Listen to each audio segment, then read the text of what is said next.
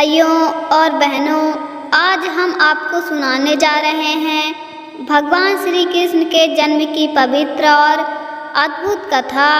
वह कथा जिसने अंधकार के बीच आशा का दीप जलाया, अन्याय और अत्याचार के सामने धर्म की रक्षा की। तो आइए मन को शांत कीजिए, हृदय को भक्ति से भर लीजिए और चलिए मेरे साथ समय के उस पल में जब अंधकार में भी प्रकाश का जन्म हुआ। बहुत समय पहले द्वापर युग में मथुरा नगरी में उग्रसेन नामक एक न्यायप्रिय और धर्मनिष्ठ राजा राज्य करते थे। उनकी प्रजा सुखी और संपन्न थी। उग्रसेन के पुत्र का नाम था कंस। बचपन में वह साहसी और बलवान था, लेकिन जैसे जैसे समय बीता उसका स्वभाव क्रूर और घमंडी होता गया। कंस में शक्ति तो थी, लेकिन धर्म और करुणा का अभाव था। उसे अपने बल का घमंड था और वह स्वयं को सबसे बड़ा मानता था। धीरे धीरे उसने सत्ता अपने हाथ में ले ली और अपने पिता उग्रसेन को कैद कर दिया। मथुरा उसके अत्याचारों से कराह उठी। कंस की बहन देवकी अत्यंत सुंदर, गुणवान और धर्मपरायण थी। उसका विवाह वृषवंशी यदुवंशी कुल के वीर वासुदेव से हुआ। विवाह का दिन पूरे मथुरा में बड़े उत्साह से मनाया जा रहा था।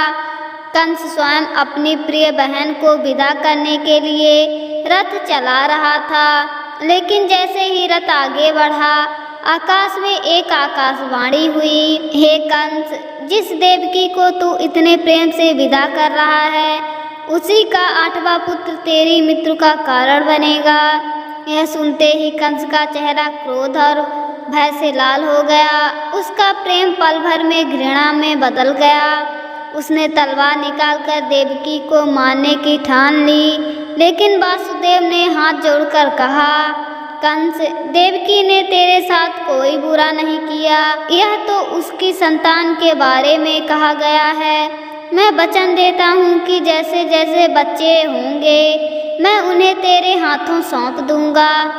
कंस ने वासुदेव की बात मान ली, लेकिन सावधानी के लिए उसने देवकी और वासुदेव को कारागार में डाल दिया। समय बीतता गया। देवकी के गर्भ में पहले 6 संतानें हुई और निर्दयी कंस ने एक एक करके उन्हें जन्म लेते ही मार डाला। कारागार में हर समय डर और दुख का माहौल था। 7वें गर्भ में शेषनाग के अवतार बलराम जी थे। भगवान की माया से यह गर्भ देवकी से निकलकर वासुदेव की दूसरी पत्नी रोहिणी के गर्भ में रख दिया गया। कंस को लगा कि देवकी का गर्भपात हो गया। अब समय आया 8वें गर्भ का, वह गर्भ जिसमें स्वयं शक्तिमान भगवान विष्णु ने अवतार लिया। देवकी और वासुदेव के हृदय में दिव्य आनंद का अनुभव होने लगा। अश्विन मास की कृष्ण पक्ष की अष्टमी की मध्य रात्रि का समय था। चारों ओर घना अंधकार था, लेकिन वातावरण में अद्भुत शांति छाई हुई थी। जैसे ही घड़ी ने 12 बजाए, कारागार में एक चमत्कार हुआ। देवकी के गर्भ से एक दिव्य शिशु प्रकट हुआ। उसका शरीर नीलवर्ण, नेत्र कमल के समान, 4 भुजाएं, शंख चक्र गदा और पद धारण किए हुए। भगवान ने कहा, माता पिता चिंता मत करो, मैं तुम्हारा पुत्र हूँ और धरती पर धर्म की स्थापना के लिए आया हूँ। मुझे अभी गोकुल में यशोदा और नंद के घर पहुँचा दो। भगवान ने अपनी माया से कारागार के पहरेदारों को गहरी नींद में सुला दिया। वेणियाँ खुल गई और कारागार के दरवाजे अपने आप खुल गए। वासुदेव ने बच्चे को टोकरी में रखा और मथुरा से बाहर निकल पड़े। रास्ते में तेज बारिश हो रही थी। यमुना जी उफान पर थी, लेकिन जैसे ही वासुदेव यमुना में उतरे, शेषनाग ने अपना फन फैलाकर बालक को वर्षा से बचा लिया। यमुना जी ने भी उनके पांव का स्पर्श पाकर रास्ता दे दिया। गोकुल पहुंचकर वासुदेव ने यशोदा के बगल में लेटे नवजात शिशु को उठाया और भगवान कृष्ण को उसके पास सुला दिया। बिना किसी को कुछ पता चले वासुदेव मथुरा लौट आए। सुबह कंस को पता चला कि देवकी के 8वें गर्भ से एक बालिका पैदा हुई। उसने उसे भी मारने की कोशिश की, लेकिन वह बालिका आकाश में उड़कर योग माया के रूप में प्रकट हुई और बोली, अरे मूर्ख कंस, तुझे मारने वाला जन्म ले चुका है और अब गोकुल में है। कंस का भय और क्रूरता और भी बढ़ गई, लेकिन अब धर्म की स्थापना का सिलसिला शुरू हो चुका था। गोकुल में नंद और यशोदा के घर आनंद का वातावरण था।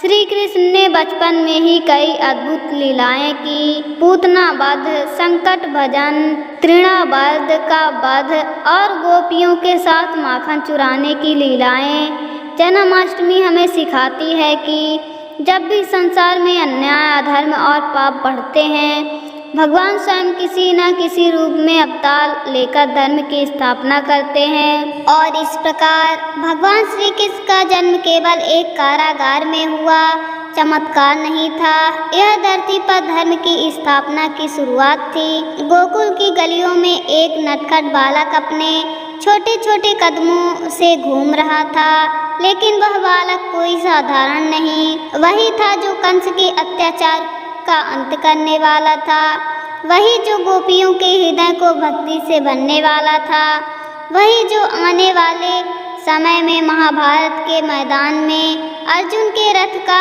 सारथी बनकर धर्म का उपदेश देने वाला था। मथुरा में कंस के मन में भय की जड़ें और गहरी हो रही थी, जबकि गोकुल में प्रेम, आनंद और उत्साह के फूल खिल रहे थे। लेकिन यह आनंद अधिक दिन तक छिपा नहीं रह सकता। आने वाले दिनों में कंस अपनी पूरी शक्ति लगा देगा कृष्ण को ढूंढने और मारने के लिए, लेकिन क्या वह सफल होगा या फिर यह नटखट गोपाल अपनी लीलाओं से हर संकट को हंसी खुशी में बदल देगा। इसी अद्भुत कथा का दूसरा भाग हम अगले प्रसंग में सुनेंगे। तब तक के लिए जय श्री कृष्णा, राधे राधे। अगर आपको यह कथा अच्छी लगी हो तो कृपया वीडियो को लाइक करें, अपनी राय कमेंट में लिखें और हमारे चैनल को सब्सक्राइब करें। घंटी का बटन दबाएं ताकि अगला भाग सबसे पहले आप सुन सकें। आपका एक लाइक और एक शेयर हमारी शक्ति यात्रा को और भी आगे बढ़ाएगा। राधे राधे।